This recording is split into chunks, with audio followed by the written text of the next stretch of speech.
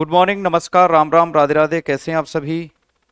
उम्मीद है बढ़िया होंगे, जबरदस्त होंगे, शानदार होंगे, जानदार होंगे, जबरदस्त होंगे।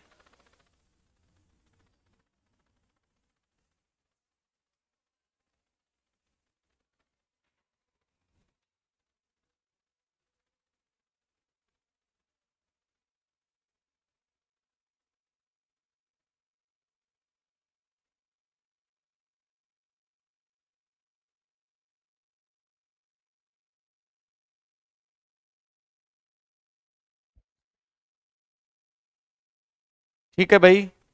आप अच्छे होंगे, जबरदस्त होंगे।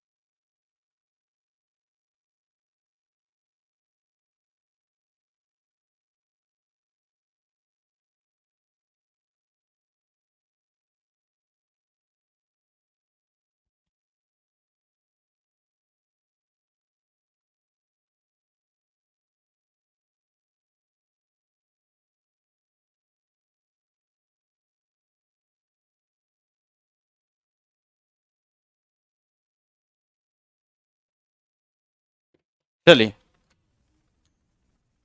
तो कल हम लोग पढ़ रहे थे अक्षांश और देशांतर।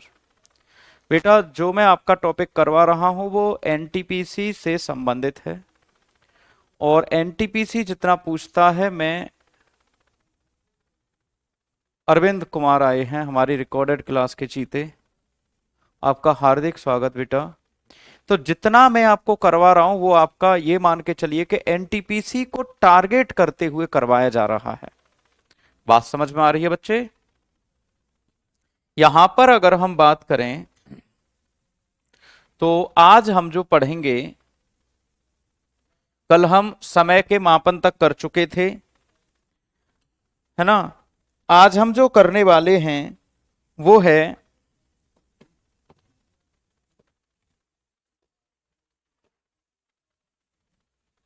कर्क,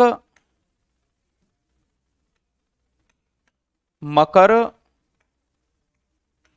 और विषुवत रेखाओं की जानकारी। कैंकर, कैप्रिकॉर्न एंड इक्वेटर की जानकारी। प्यारे बच्चों, ये क्या है रेखाएं?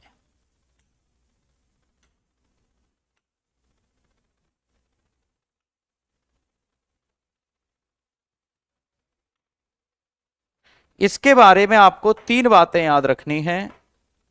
ये तो है आपकी 23.5 अंश नॉर्थ, ये है 23.5 अंश साउथ, और ये है आपकी 0 डिग्री।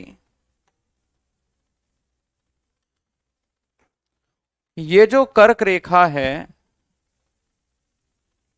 कर्क रेखा माही नदी को 2 बार काटती है।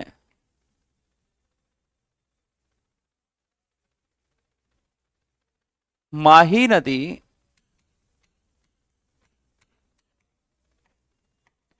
कर्क रेखा को 2 बार काटती है।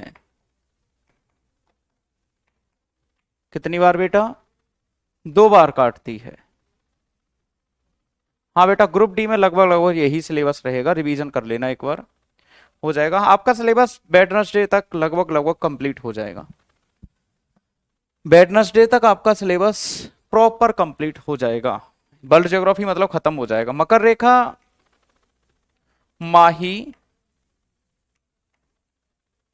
Cuts canker 2 times. मकर रेखा को लिम्पोपो नदी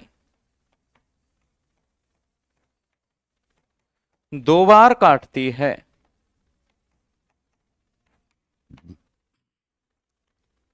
लिम्पोपो कट्स कैप्रिकॉर्न 2 टाइम्स। विषुवत रेखा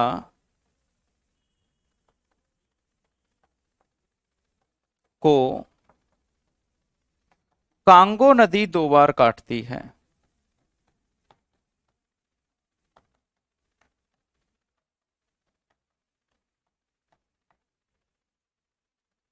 Congo river cuts equator 2 times. कितनी बार बेटा? 2 बार काटती है इक्वेटर को। कौन सी नदी? कांगो नदी। बेटा भूलना मत, यहां से क्वेश्चन बन जाता है। नहीं नहीं, वर्ल्ड ज्योग्राफी में फैक्ट ज्यादा है बेटा, वर्ल्ड ज्योग्राफी में फैक्ट ज्यादा है, तो फैक्ट फैक्ट आपको सीधे सीधे करवाऊंगा। अब जैसे आज का दिन जा रहा है तो इसमें आज वायुमंडल टॉपिक भी आएगा। वायुमंडल टॉपिक मेरे ख्याल से आज पूरा भी होना चाहिए, और सौरमंडल एक लगभग एक दिन के आसपास है, क्योंकि फैक्ट ज्यादा है आपके एनटीपीसी में।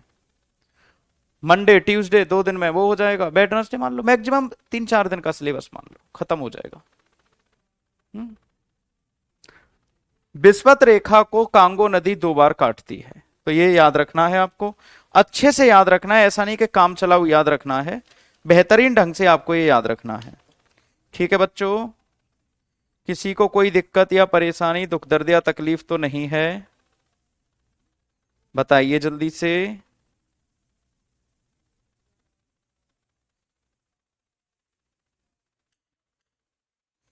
हेडिंग लगाइए, कर्क रेखा पर स्थित प्रमुख देश।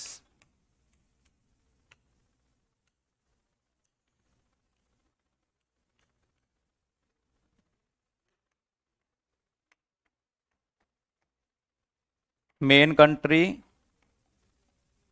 located on Tropic of canker.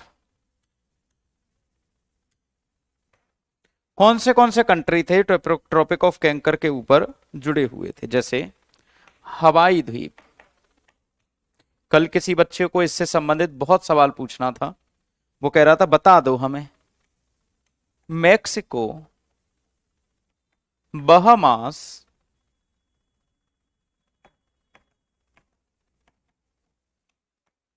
पश्चिमी सहारा, मॉरिटानिया, माली,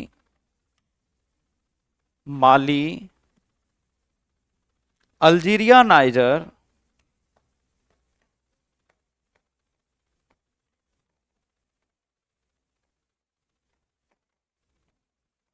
चाड, मिस्र, सऊदी अरब, संयुक्त अरब अमीरात, मिस्र, सऊदी अरब, संयुक्त अरब अमीरात,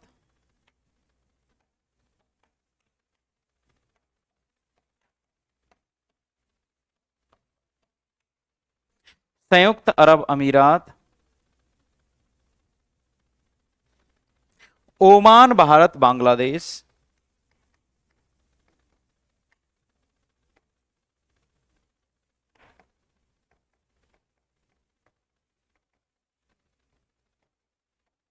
ओमान, भारत, बांग्लादेश,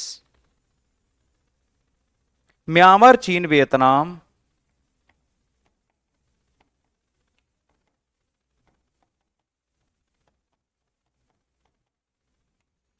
ताइवान। बेटा इतने सारे देशों से होकर कर्क रेखा गुजरती है, या फिर हम कहते हैं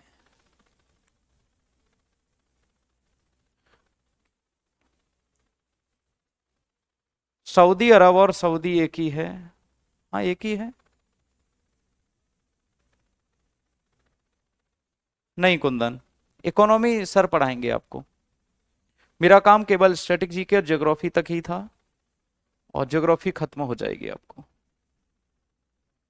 ठीक है बेटा। बेटा देशांतर अक्षांश के खत्म होने के बाद ही तो कराऊंगा, कि एकदम से देशांतर पर कूद के आ जाओ। ठीक है, क्यूबा वगैरह है ना यहां बहमास के पास, आपके क्यूबा वगैरह है ना यहां पे। मैंने लिखा है प्रमुख देश, ऊपर देखो क्या लिखा हुआ है, प्रमुख देश। हवाई द्वीप यूएसए में है बेटा, हवाई द्वीप यूएसए में है। एसबीआई क्लर्क, और ये बहुत जमीन और आसमान का अंतर है। एसबीआई क्लर्क में इकोनॉमी आती है और आपका केवल जनरल अवेयरनेस आता है, इसमें से आता ही नहीं है। एसबीआई क्लर्क में आप कैसे कह दोगे कि एसबीआई क्लर्क इससे कंप्लीट हो जाएगा, इससे नहीं होगा। हाँ किसी और एग्जाम की बात करें तो ये मटेरियल सफिशियंट रहेगा, लेकिन एसबीआई क्लर्क के लिए सफिशियंट नहीं है। ये बात मैं क्लियर बता रहा हूं आपको।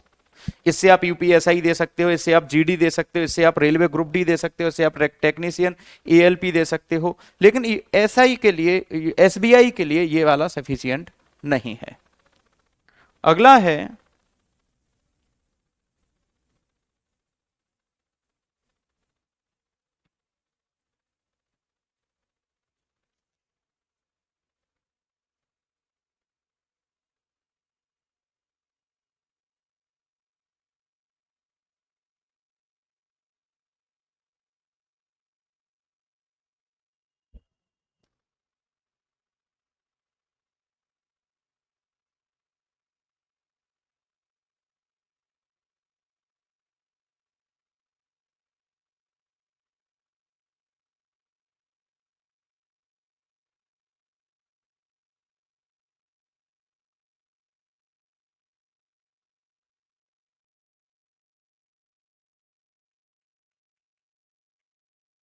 मकर रेखा पर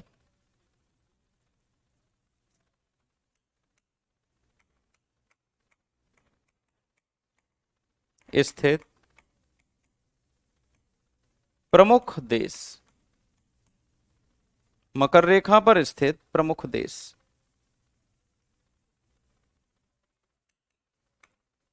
मेन कंट्री located on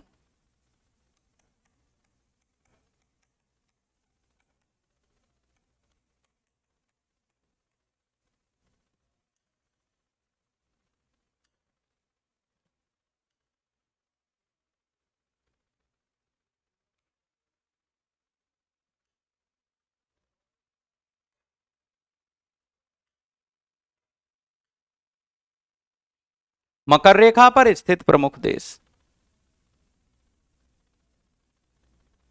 ठीक है, ये हैं चिली, अर्जेंटीना, पराग्वे। चिली,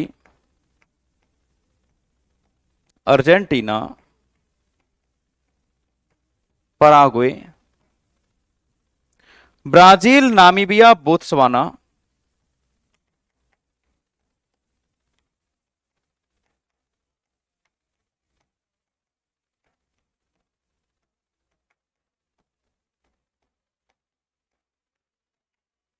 दक्षिण Africa,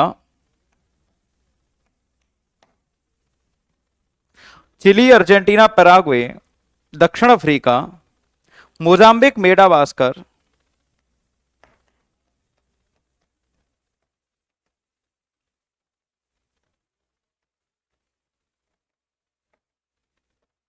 Mozambique, Madagascar, Australia,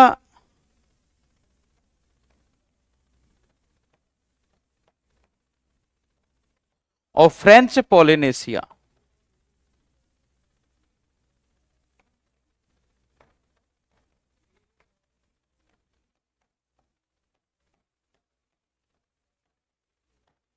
French Polynesia France का एक द्वीप है, वो है बेटा। ये दूसरी स्लाइड है, साथ के साथ बनाते चलो बेटा नोट्स, और लिखने की स्पीड थोड़ी सी फास्ट रखो। अगला है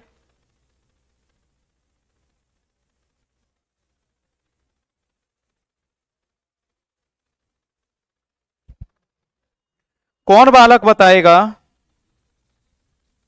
कि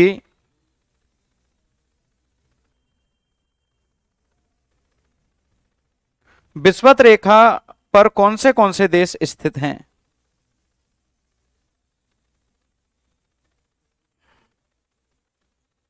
कोई बताएगा? बेटा दूसरी स्लाइड है। विषुवत रेखा पर स्थित देश।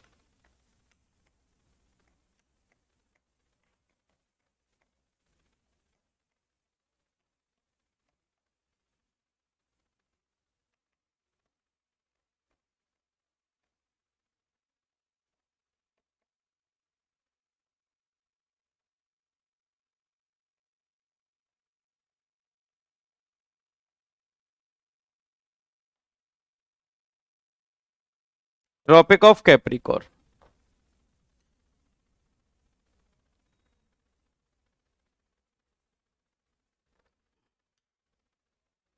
Tropic of Capricorn. नहीं नहीं नहीं, tropic equator.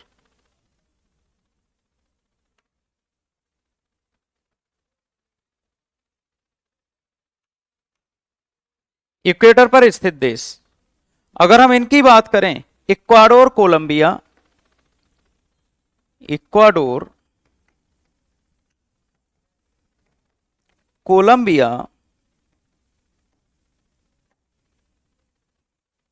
Brazil, Sao Tome, Brazil, Gabon, Congo गणराज्य,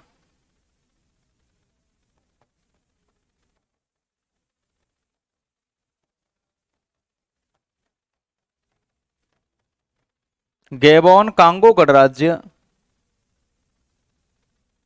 है ना, गैबोन, कांगो गणराज्य। हाँ बेटा, इससे यूपीपी कवर हो जाएगा। Uganda, Kenya, Somalia,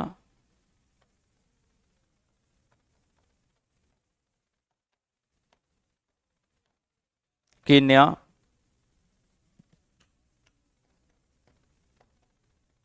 Somalia, Maldives, Indonesia,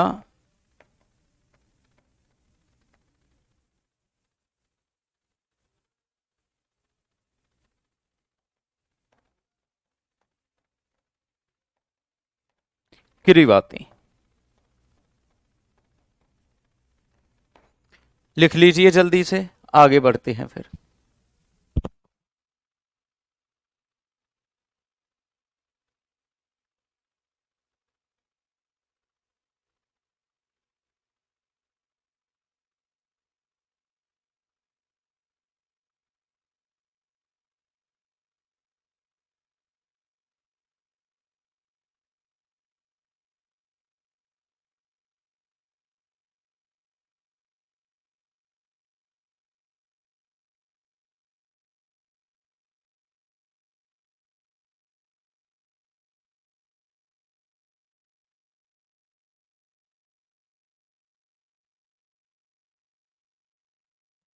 बेटा इंडिया किस रेखा पर है, ये बताया तो है आपको?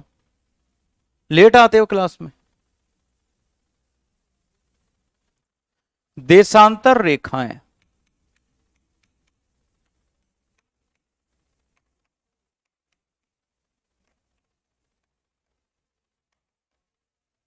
लॉन्गिट्यूडिनल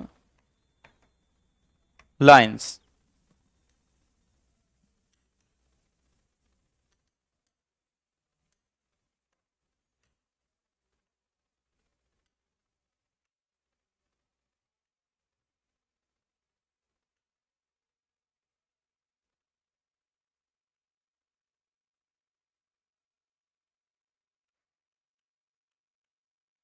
देशांतर रेखा मतलब जो नॉर्थ को साउथ से जोड़ेंगे उनको लॉन्गिट्यूड कहेंगे, उनको लॉन्गिट्यूड कहते हैं, जो नॉर्थ को साउथ से जोड़ते हैं, है ना, नॉर्थ को साउथ से जोड़ते हैं उसे लॉन्गिट्यूड कहते हैं। अब अगर हम बात करें कि देशांतर रेखाओं का कार्य क्या होता है। तो इन रेखाओं के द्वारा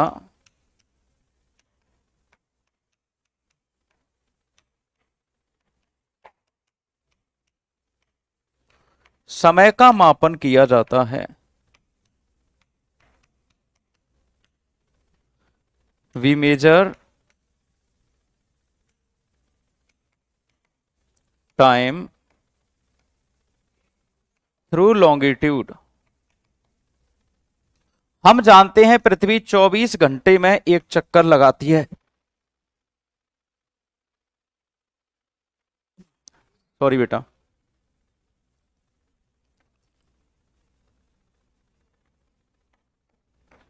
पृथ्वी 24 घंटे में एक चक्कर लगाती है।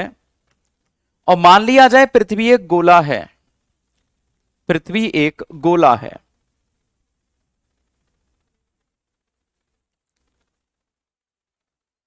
विशाल यादव बेटा वो देश है अपने आप में, वो किरीबाती ना देश है, किरीबाती नाम है अंश का। 24 घंटे में पृथ्वी 2 पाई घूम जाती है। 2 पाई का मतलब होता है 360। तो अगर एक घंटे में हम पता करें तो 360 डिवाइडेड बाई 24, 6 चौके 24 और 6 छनक 36, 4 से 15 बार, मतलब 15 अंश आ गया। इसका मतलब यह है कि 15 डिग्री देशांतर इज इक्वल टू 1 घंटा। 1 hour is equal to 15 degree,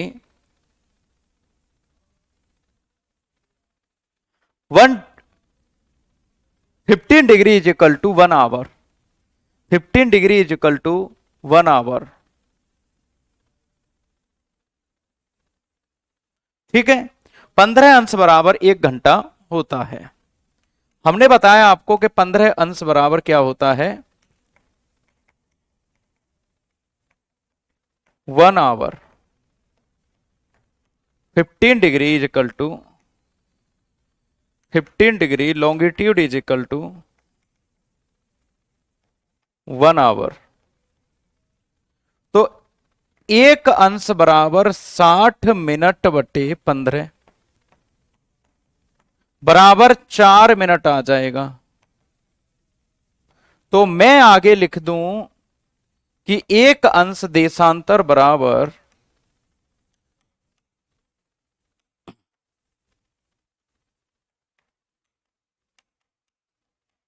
देशांतर बराबर 4 minute. 1 degree longitude is equal to 4 minute. मतलब एक अंश देशांतर बराबर कितने के होता है, 4 मिनट के। कितने के, 4 मिनट के बराबर होता है एक अंश देशांतर। कौन सा, एक अंश देशांतर 4 मिनट के बराबर होता है। यहां तक सबके समझ में बात आ चुकी होगी। कोई भी ऐसा बालक नहीं होगा जिसके समझ में बात ना आई हो। अगर नहीं आई हो बात तो पूछ लो।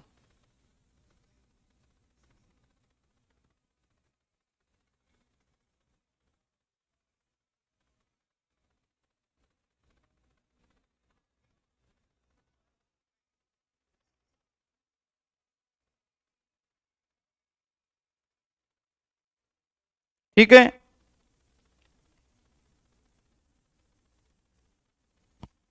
बेटा सचिन सागर थोड़ा जल्दी हाथ चलाओ। तुम हर बार कहते हो हर एक स्लाइड पर कि 1 मिनट के लिए स्लाइड बैक कर दो, ऐसे तो मुझे 3 साल लग जाएंगे सिलेबस करवाने में। अब तो मैं कर दे रहा हूं, लेकिन बेटा हाथ थोड़े तेज चलाओ, हर बार कहते हो तुम।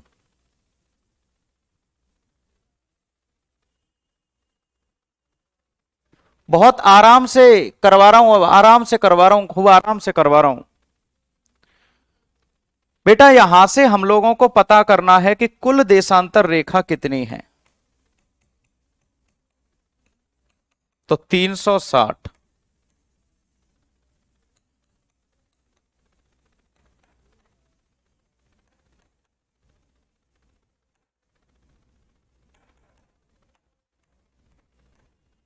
Three 360 degree.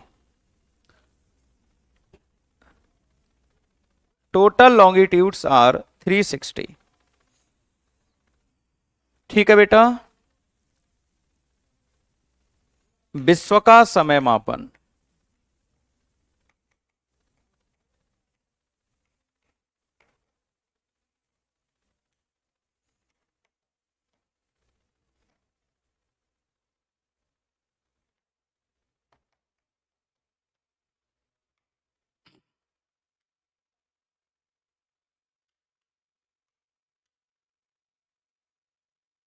प्यारे बच्चों,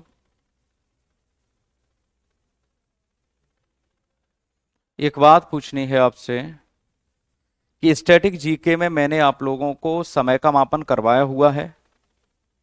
स्टैटिक जीके में मैंने आपको समय का मापन करवाया हुआ है। बेटा मैं वहां आके हाथ तो पकड़ नहीं रहा तुम्हारे। तुम कमेंट लिखोगे, इतने में लिख कहां से लोगे फिर? स्टैटिक जीके में मैंने आपको समय का मापन करवाया है, इंडियन ज्योग्राफी में भी करवाया था। अरे आप छोड़िए, मैंने इंडियन ज्योग्राफी में समय का मापन करवाया था कि नहीं, कि भारत का समय 3.5 घंटे 5.5 घंटे आगे है लंदन से। खैर कोई बात नहीं, आप यहां पर समझो कि ये आपका 0 डिग्री है और ये आपका 180 अंश है। ये एक ही रेखा पर होते हैं, मैं अपने हाथ से नहीं बना रहा, ना मैं अपने मन से बना रहा हूं, यहां पर होते ही हैं। इनमें मैं कुछ कर ही नहीं सकता, इनमें मैं कुछ कर नहीं सकता। ये जो 0 अंश देशांतर है, ये गुजरता है आपके इंग्लैंड के ग्रीनविच से।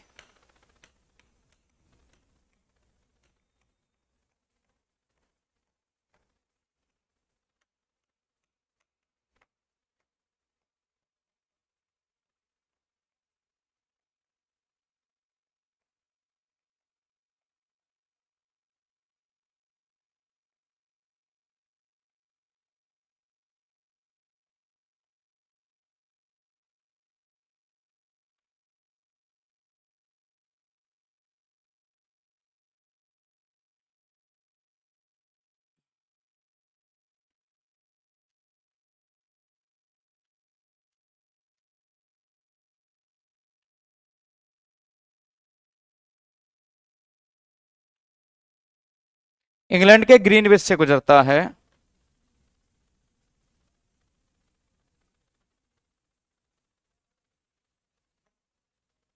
Passage through Greenwich of England, इसलिए ये जो रेखा है इसको कहते हैं हम जीएमटी रेखा, Greenwich mean time line.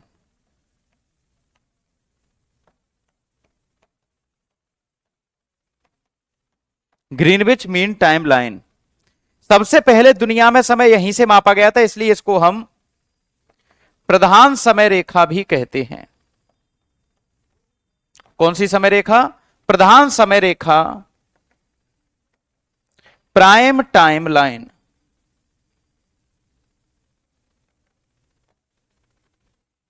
Prime time line, बात समझ में आ रही है आपके?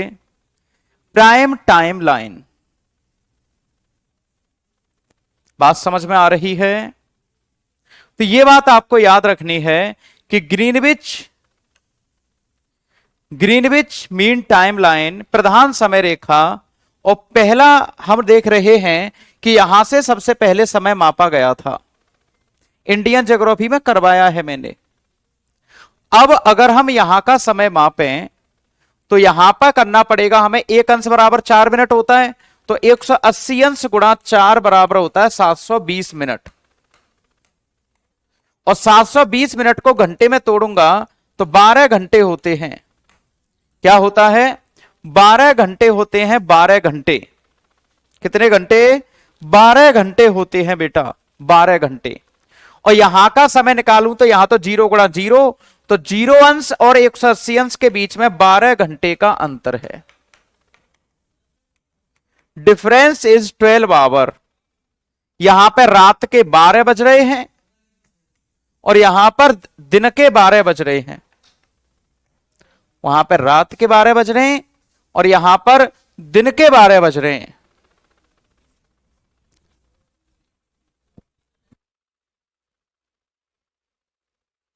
यहां पे दिन के 12 मतलब रात के 12 और यहां पे बज रहे हैं दिन के 12, तो दोनों के बीच में अंतर कितना हो गया? 12 घंटे का। अब जो वर्तमान में समय मापा जाता है, वर्तमान में जो समय मापा जाता है वो वर्तमान में समय यहां से मापा जाता है।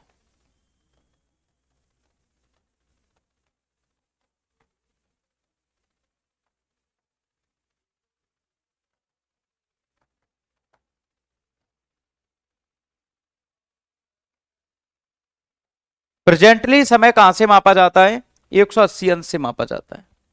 बात समझ में आ रही है बच्चों? 180 अंश से समय को मापा जाता है। 180 अंश देशांतर को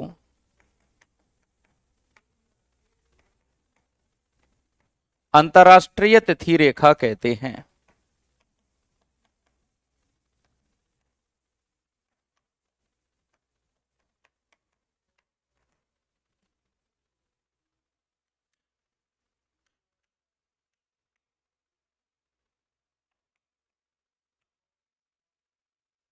इंटरनेशनल डेट लाइन। 180 अंश देशांतर को अंतरराष्ट्रीय तिथि रेखा कहते हैं।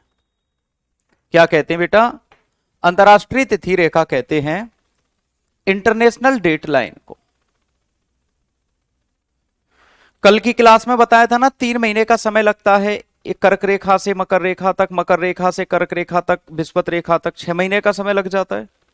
इसलिए 6 महीने में ऊपर जाएगा सूर्य, 6 महीने में नीचे आएगा। जब ऊपर जाएगा तो ऊपर की तरफ दिन हो जाएगा, नीचे आएगा तो नीचे की तरफ दिन हो जाएगा। तो जब नीचे की तरफ दिन होगा तो ऊपर की तरफ रात होगी, इसलिए 6 महीने का दिन और रात होते हैं। ठीक है, तो 180 अंश देशांतर को अंतरराष्ट्रीय तिथि रेखा कहते हैं। इंटरनेशनल डेट लाइन कह लो या फिर इंटरनेशनल टाइमलाइन कह लो, बात एक ही है। समझ में आ चुका है आपकी, है ना बेटा? भारत का और इंग्लैंड के समय के बीच 5.5 घंटे का अंतर है। ये मैं इंडियन ज्योग्राफी में आपको करवा चुका हूं, उस टॉपिक को दोबारा से देख लेना, समझ में आ जाएगा प्यारे बच्चों। अगला टॉपिक है हमारा वायुमंडल। वायुमंडल, एटमॉस्फेयर। एटमॉस्फेयर अगला चैप्टर है, नया चैप्टर है ये, एटमॉस्फेयर। वायु का घेरा।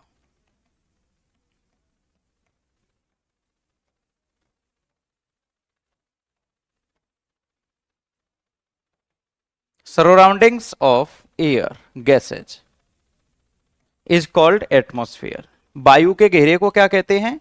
वायुमंडल। वायुमंडल का संगठन।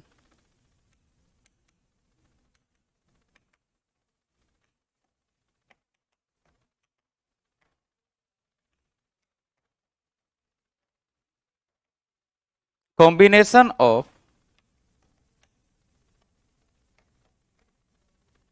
एटमॉस्फेयर। वायुमंडल का संगठन,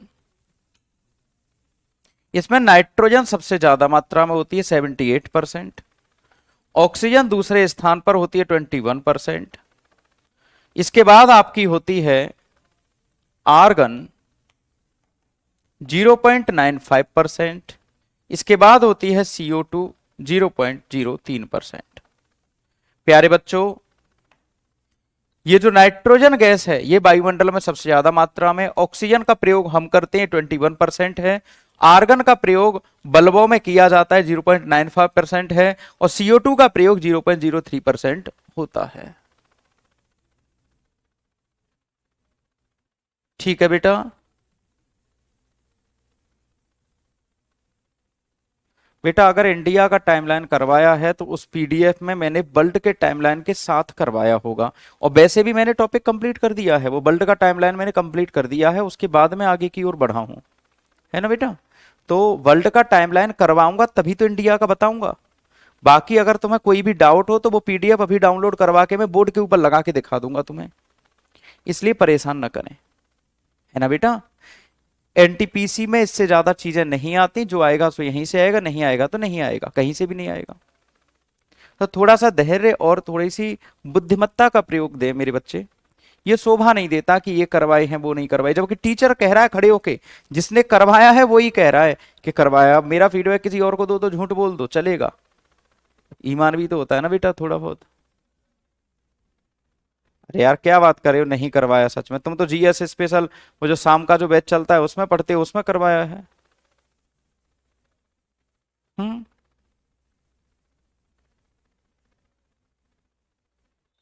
अभी रुको, मैं अभी अभी पीडीएफ लगा रहा हूँ, अभी दिखा रहा हूँ तुम्हें नहीं करवाया।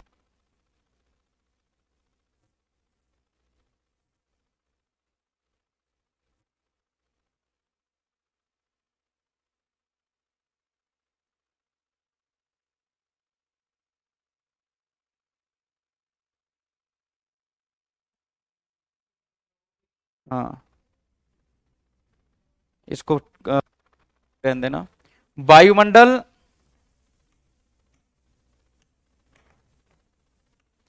गैसों का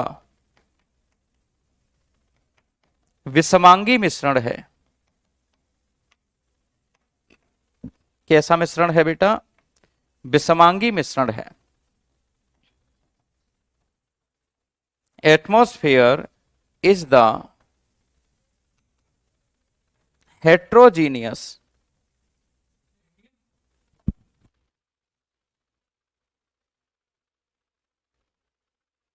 हेट्रोजीनियस मिक्सचर ऑफ गैसेज। अभी पीडीएफ दिखा रहा हूं आपको कि मैंने करवाया है कि नहीं करवाया, रुक जाओ बस इसको लिखो जब तक। बैठना, तुम बैठना।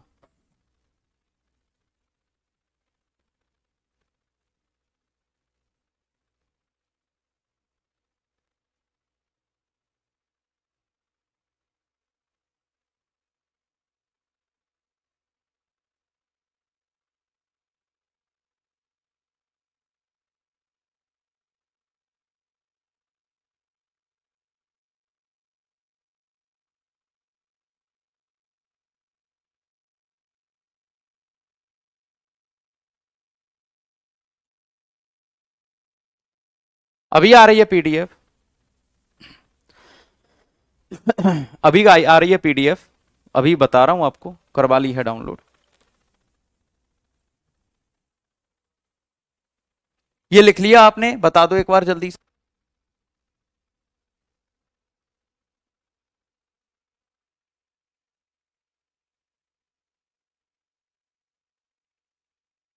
ये मैंने करवाया 11 नवंबर 2024 को, 11/11/2024 को।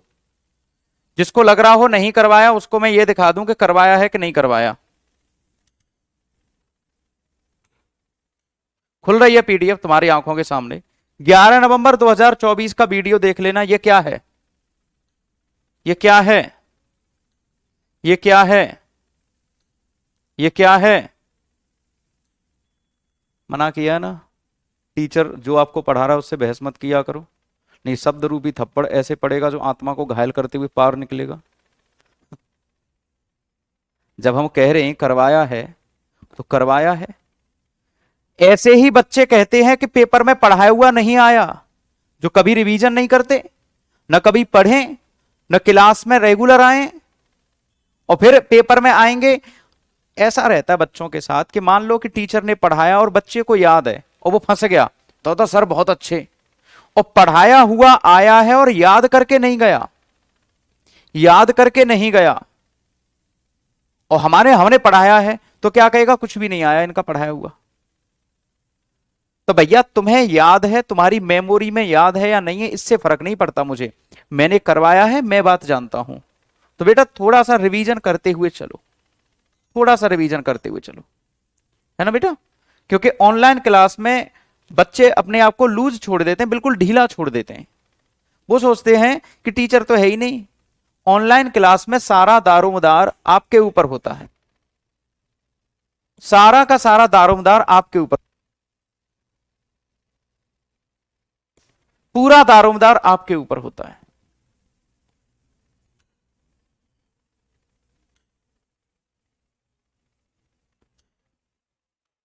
तो वायुमंडल गैसों का विषमांगी मिश्रण, विषमांगी का मतलब होता है different type of gases.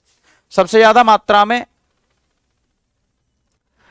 England वाला अब नहीं करवाया, इंग्लैंड वाला अब नहीं करवाया, आधा पहले करा दिया, आधा अब करा दिया। ये अब नहीं करवाया, इंग्लैंड का समय अब नहीं करवाया। वाह भाई वाह। वायुमंडल की परत,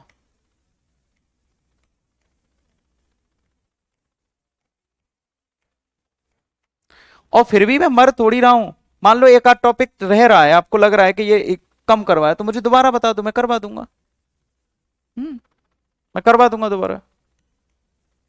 लेयर्स ऑफ एटमॉस्फेयर,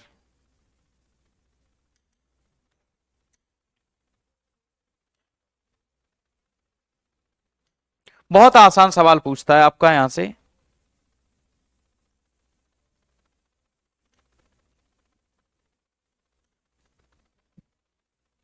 सबसे नीचे की जो परत होती है उसको कहते हैं क्षोभ मंडल।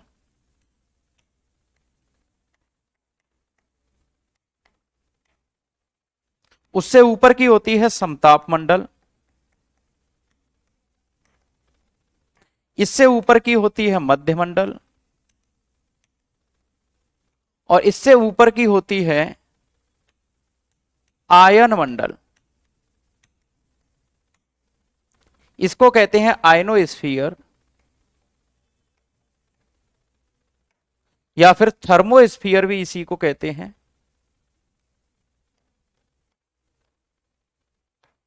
इसको कहते हैं मीजोस्फीयर। इसको कहते हैं स्ट्रेटोस्फीयर।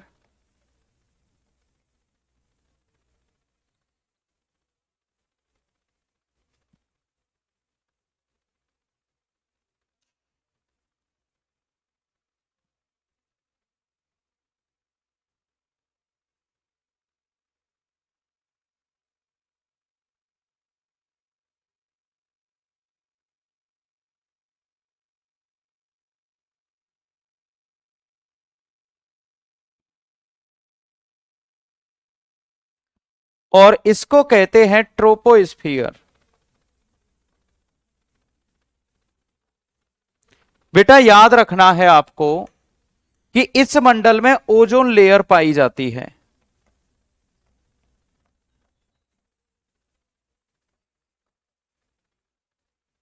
O3 लेयर कहां पाई जाती है? समताप मंडल में। और यहीं पर आपके हवाई जहाज उड़ाए जाते हैं।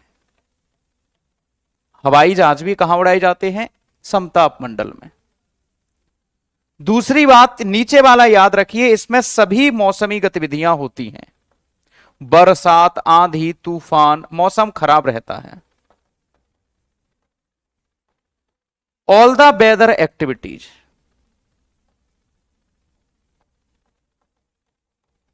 All the weather activities occurs in troposphere. मुझे पता है नॉर्मली बच्चों को यही याद होता है कि ओजोन परत समताप मंडल में पाई जाती है, फिर उसी को टीचर का टेस्ट लेने के लिए पूछते हैं कि चलो इसको पूछ के देख लेता हूं एक बारी कि ओजोन परत कहां पर होती है। अरे टीचर भी पढ़ के ही आएगा दोस्त। ये सबसे ठंडा मंडल है और यहां पर उल्का पिंड है, एस्टेरॉइड्स। यहां पर रेडियो टीवी के सिग्नल भी मिलते हैं।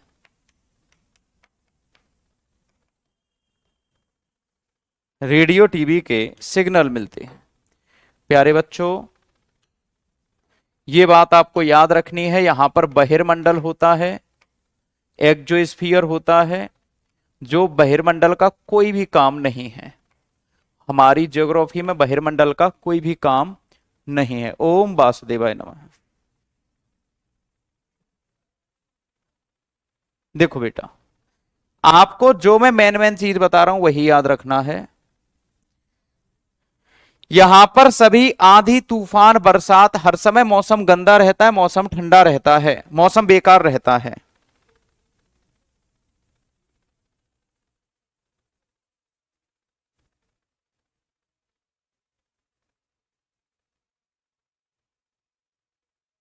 यहां पर मौसम ठंड खराब रहता है, तो यहां तो हवाई जहाज उड़ाए नहीं जा सकते। यहां मौसम बिल्कुल साफ रहता है, तो यहां हवाई जहाज उड़ाए जाते हैं। ये ओजोन परत भी कहां पाई जाती है? समताप मंडल में। ये मंडल सबसे ठंडा होता है तो उल्कापिंड ऊपर से टूटते हैं। उल्कापिंड होते हैं आग के छल्ले। आग के छल्ले, जैसे ऊपर हमारे आसमान में बहुत सारे तारे टूटते रहते हैं, तो टूटे हुए तारे का जो एक हिस्सा होता है ना, उसको कहते हैं हम उल्कापिंड। क्या कहते हैं उसको? उल्कापिंड। तो उल्कापिंड ऊपर से टूट के कहां पर आता है? नीचे की तरफ, हमारे इस वायुमंडल में। कहां पर आता है? वायुमंडल में। और कहां पर जाके खत्म हो जाता है उल्कापिंड? यहां बर्फ पड़ती है यहां पे, तो मध्यमंडल में खत्म। तो उल्कापिंड। यह सवाल कई बार पूछा गया, रेडियो और टीवी के सिग्नल किस मंडल से प्राप्त होते हैं? तो याद रखना, आयन मंडल। बताओ, यहां तक किसी को कोई दिक्कत, परेशानी, दुख दर्द या तकलीफ तो नहीं है? अगर है तो पूछ सकते हैं। अगर है आपको कोई परेशानी तो आप पूछ सकते हैं, किसी को भी कोई दिक्कत या परेशानी है तो। प्यारे बच्चे, सबसे ठंडा क्यों है? जैसे जैसे आप नीचे से ऊपर की ओर जाओगे, तापमान में कमी होती जाती है, तो ठंडा अपने आप ही हो जाता है ना? अगला हम बात करें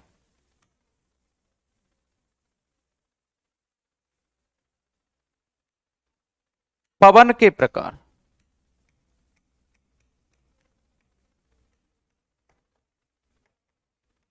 टाइप ऑफ विंड।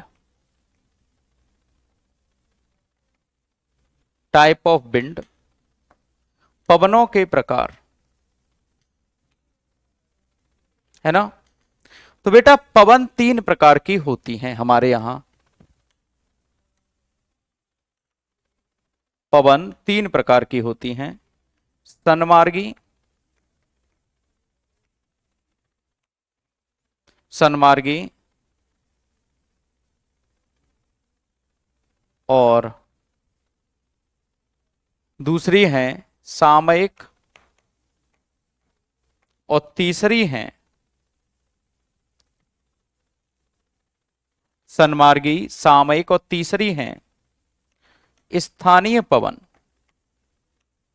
मतलब सन्मार्गी को कहते हैं हम प्रिवेलिंग विंड,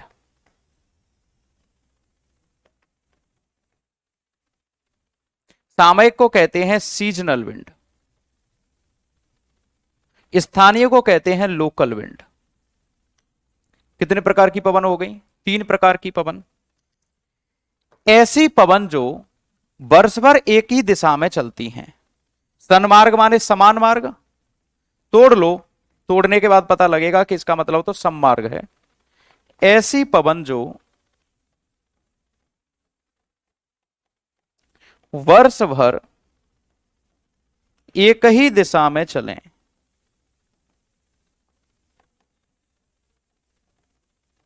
वही दोज विंड्स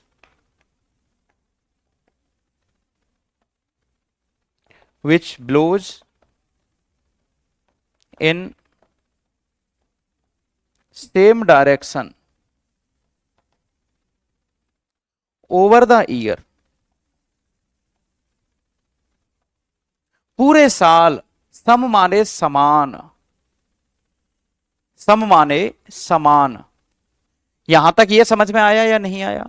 ऐसी पवन जो पूरे साल एक ही दिशा में चले, रटना नहीं है, हिंदी याद करनी है इसकी। सम धन मार्ग, सन मार्गी, एक ही मार्ग होता है, जिनकी डायरेक्शन सेम रहती है over the year, are called सनमार्गी पवन। ऐसी पवन जो समय के अनुसार बदल जाए, जो पवन समय के अनुसार बहे, ब्लोज अकॉर्डिंग टू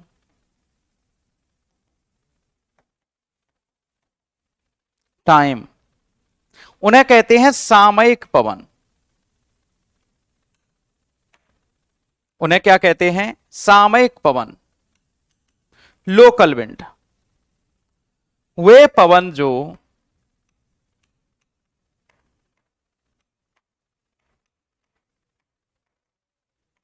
स्थान के अनुसार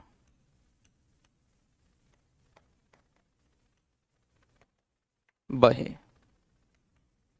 those winds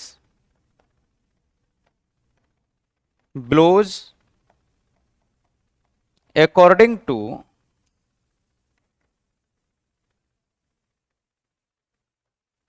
लोकेशन। इनको रटना नहीं है।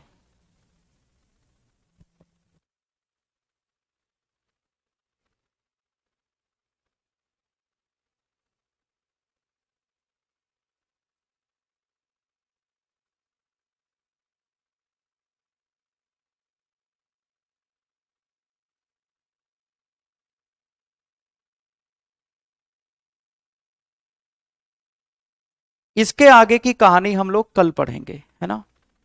अच्छे से रहना, अपना ख्याल रखना। थैंक यू सो मच, बहुत बहुत धन्यवाद। Love you all.